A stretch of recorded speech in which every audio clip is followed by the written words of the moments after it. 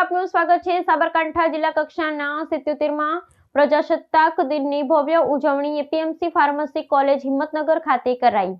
શિક્ષણ મંત્રી અને જિલ્લા પ્રભારી મંત્રી ડોક્ટર પ્રદ્યુમ્ન વાજાની અધ્યક્ષતામાં પ્રજાસત્તાક દિનની ઉજવણી કરવામાં આવી। સાબરકાંઠા જિલ્લામાં જિલ્લા કક્ષાના પ્રજાસત્તાક દિન APMC pharmacy college campus Motipura Himmatnagar ખાતે શિક્ષણ મંત્રી અને જિલ્લા પ્રભારી મંત્રી ડોક્ટર પ્રદ્યુમ્ન વાજાના વરદ હસ્તે રાષ્ટ્રધ્વજને સલામી આપી રંગારંગ સાંસ્કૃતિક કાર્યક્રમ સાથે ભવ્ય ઉજવણી કરાઈ હતી। મંત્રી પોલીસ માર્ચ પાસ્ટની સલામી ઝીલી હતી અને પરેડનું નિરીક્ષણ કર્યું। આ પ્રસંગે મંત્રીએ નાગરિકોને 77મા પ્રજાસત્તાક દિનની શુભેચ્છા પાઠવી શહીદ વીરોને શ્રદ્ધાંજલિ અર્પી। સાબરકાંઠા જિલ્લાના પાલ, દઢવાવ, શહીદ વન, ઈડરિયા ગઢ, કોડિયાવાડ ગામ વગેરે સ્થળોના ઐતિહાસિક મહત્વની જાણકારી આપી હતી।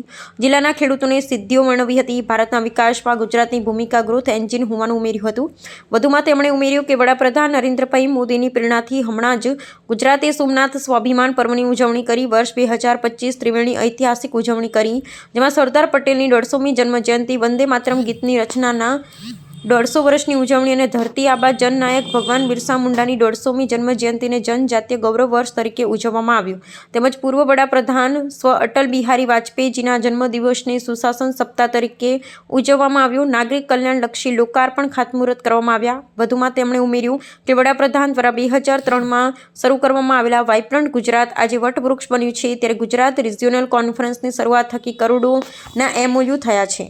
ગુજરાતના ખેડૂતો માટેની યોજનાઓ, પ્રાકૃતિક ખેતી માટે વિકાસ બોર્ડ, દરિયાઈ વિસ્તારમાં વીજ સુવિધા, સહકારથી સમૃદ્ધિ, શિક્ષણમાં નમો લક્ષ્મી, નમો સરસ્વતી યોજના, મુખ્યમંત્રી અલ્પાહાર યોજના, આરોગ્યની વાત કરતાં કહ્યું કે ગુજરાત સ્વસ્થ બનવા માટે મેદસ્વીતા મુક્ત ગુજરાત અભિયાન, સ્વસ્થ નારી, સ્વસ્થ પરિવાર, માતા બાળકોના પોષણ માટે વિવિધ યોજનાઓ, વનબંધુ કલ્યાણ યોજના જેવી અનેક યોજનાઓ થકી વિકાસ કર્યો છે।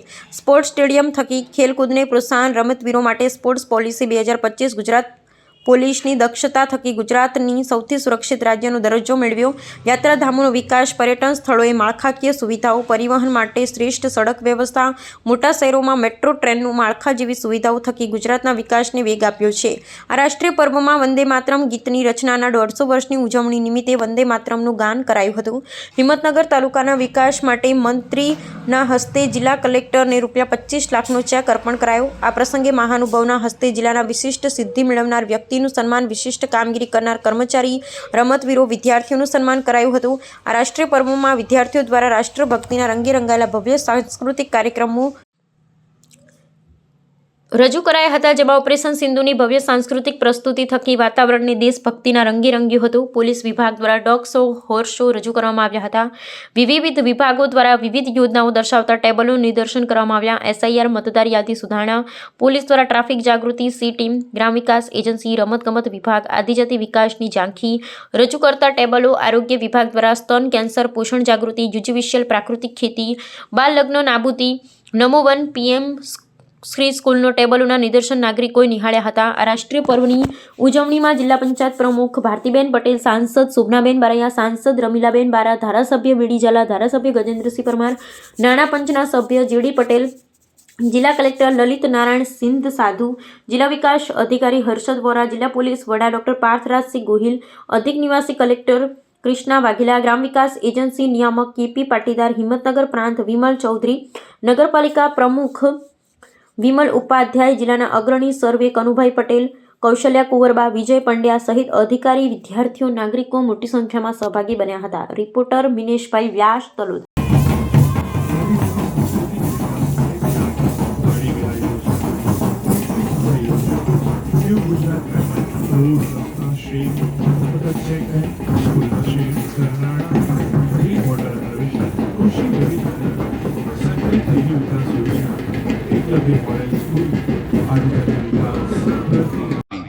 બાળકોને શિક્ષણની સાથે પોષણ મળે તે હેતુથી શરૂ કરવામાં આવેલી મુખ્યમંત્રી માટે ₹615 કરોડથી વધુની બજેટમાં જોગવાઈ કરી હતી। આરોગ્ય ક્ષેત્રે જે રાષ્ટ્રના નાગરિકો શારીરિક અને માનસિક રીતે સ્વસ્થ હોય તે રાષ્ટ્ર નિર્માણમાં મહત્તમ યોગદાન આપી શકે। યોજના હેઠળ 10 લાખથી વધુ વિદ્યાર્થીનીઓને ₹100 કરોડથી વધુ રકમની માટે વિવિધ અભિયાન હાથ ધર્યા। સ્વસ્થ ગુજરાત મેદસ્વીતા મુક્ત ગુજરાતના અભિયાન હેઠળ વડાપ્રધાન શ્રીના પંચના પાયા સમાન પ્રાથમિક સેવા સહકારી મંડળીને માત્ર ધિરાણ પૂરતી સીમિત ન રાખતા બહુહેતુ લાભ આપવાનો પણ નિર્ણય કર્યો છે.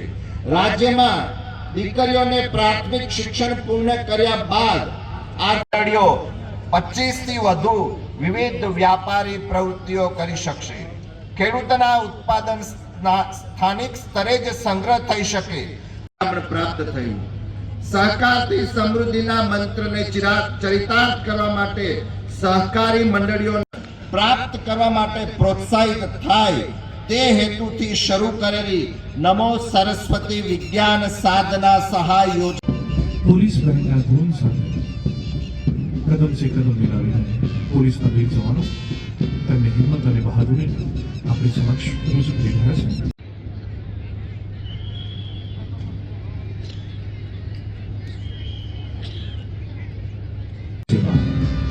સજ્જતા અને રક્ષા, બહાદુરી અને હિંમત.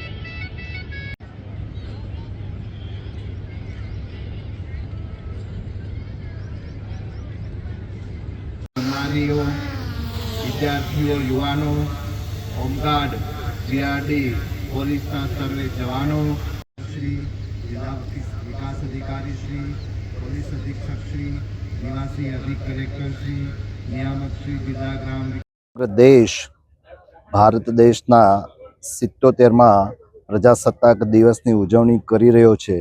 ત્યારે એ ઉજવણી નિમિત્તે આજે સાબરકાંઠા જિલ્લાના જિલ્લા સ્તરના પ્રજાસત્તાક દિવસ પર્વની ઉજવણી નિમિત્તે અહીંયા બધા જ ચૂંટાયેલા પ્રતિનિધિઓ, સંગઠનના હોદ્દેદારો, વહીવટી અધિકારીઓની સાથે સાથે અલગ અલગ સંસ્થાઓએ ખૂબ જ રંગારંગ સાંસ્કૃતિક કાર્યક્રમોમાં ભાગ લીધો છે.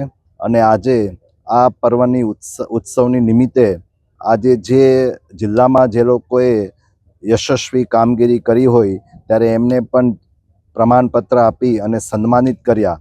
અને જે સ્પર્ધકોએ પોતાની જે કૃતિઓ રજૂ કરી ત્યારે કૃતિઓને પણ ઇનામ આપી અને એને પ્રોત્સાહિત કરી અને બિરદાવ્યા છે.